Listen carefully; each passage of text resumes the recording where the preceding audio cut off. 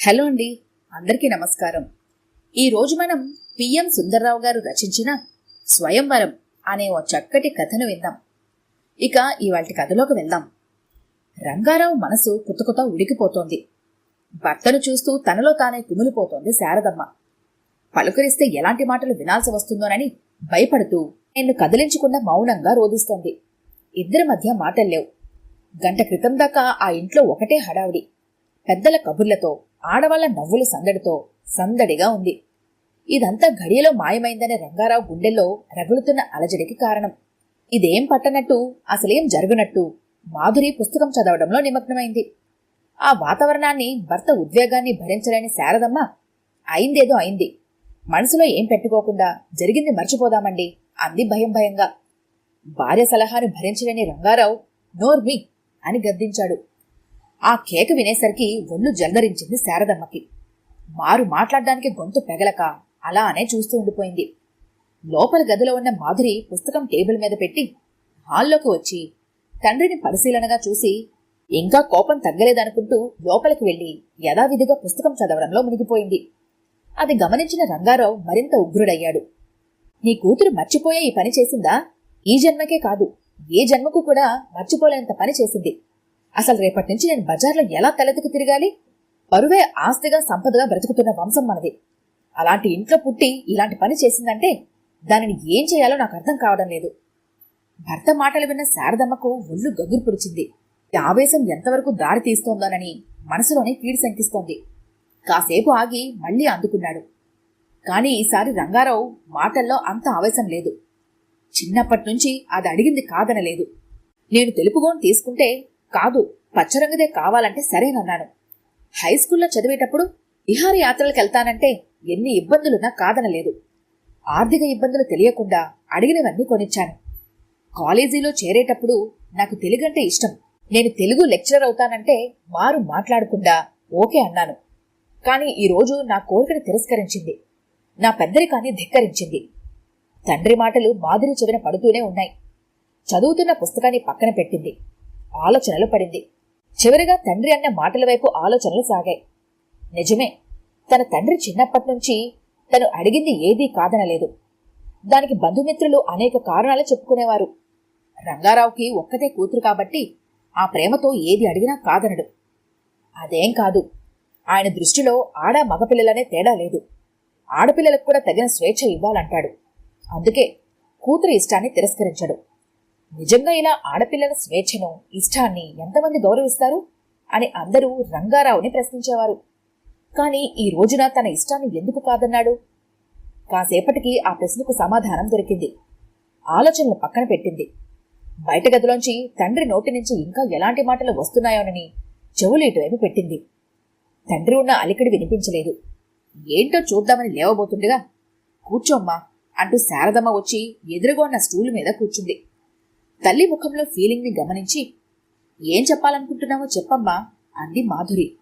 అమ్మా, నీకు చెప్పేటంత దాని కాకపోవచ్చు, ఎందుకంటే నాది వానాకాలం చదువు. నీవు కాలేజీలో పాఠాలు చెప్పేదానివి. చిన్నప్పటి నుంచి నువ్వు ఏదడిగినా మీ నాన్న కాదనలేదు. నువ్వు ఇప్పటిదాకా ఆయన ఇష్ట ప్రకారమే నడుచుకున్నావు. అది నేను మర్చిపోలేదు.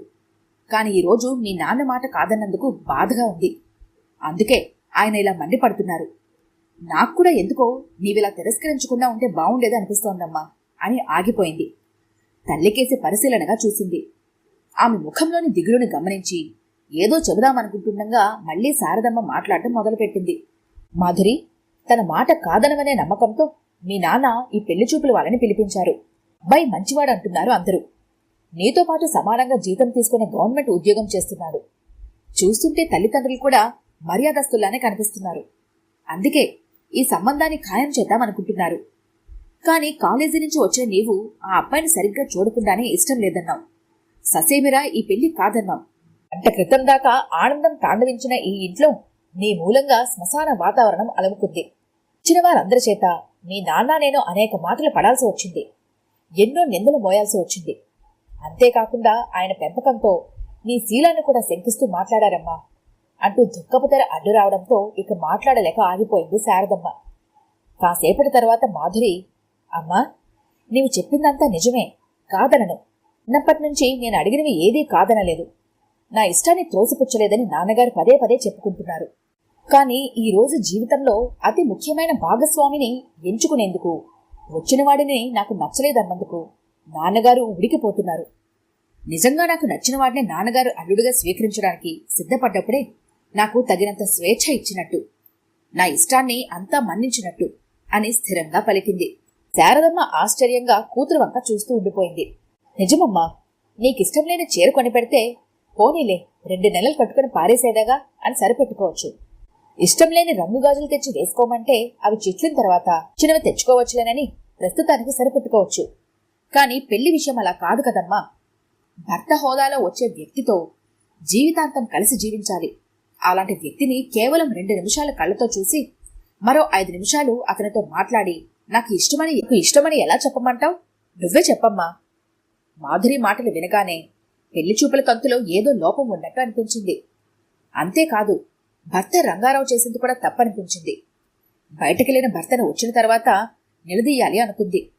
అక్షరం మర్చిపోకుండా కూతురి అభిప్రాయాన్ని భార్య శారదమ్మ నోటి వెంట విని భారంగా ఓ నిట్టూర్పు విడిచి ఈజీ చైర్లో వెనక్కి వాలి కళ్ళు మూసుకుని ఆలోచించడం మొదలుపెట్టాడు రంగారావు.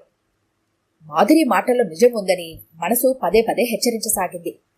అవును, పెళ్లి పేరుతో ఎంతో మోసపోయామని, సరిదిద్దుకోలేని తప్పు చేశామని స్త్రీ పురుషులు ఎంతో మంది వాపోతుంటారు. కాబోయే భాగస్వాములు ఒకరికొకరు నచ్చకపోయినా ఇద్దరి బలవంతం మీదనో ఇతర విషమ పరిస్థితుల్లో పెళ్లికి తల ఒగ్గి జీవితాంతం విలిపిస్తుంటారు. నిజంగా ఇది బాధాకర విషయమే. కలిసి బతికే భాగస్వాములు ఒకరి మనసులో ఒకరు అర్థం చేసుకోవాలి. మరొకరి ఇష్టాయిష్టాలతో ప్రమేయం ఉండకూడదు. తల్లిదండ్రులదైనా సరే. నేను కూడా నా చిట్టి తల్లి పెళ్లి తన ఇష్టానికే వదిలేస్తాను, తన జీవిత భాగస్వామిని ఎన్నుకునే స్వేచ్ఛను తనకే వదిలేస్తాను అని నిర్ణయించుకొని చైర్లో నుంచి లేచాడు రంగారావు. తన అభిప్రాయం తన నోటి ద్వారానే చెప్పాలని తండ్రి దగ్గరకు వచ్చిన మాధురిని చూసి, అమ్మా మాధురి, నీకు తగినవాడిని నువ్వే ఎన్నుకో, నీ ఇష్టాన్ని నేను కాదన్న తల్లి అని తల మీద చెయ్యి వేసి మెల్లగా నిమిరాడు. థ్యాంక్ యూ నాన్న అంటూ ఆనంద బాష్పాలతో కృతజ్ఞతలు తెలిపింది మాధురి.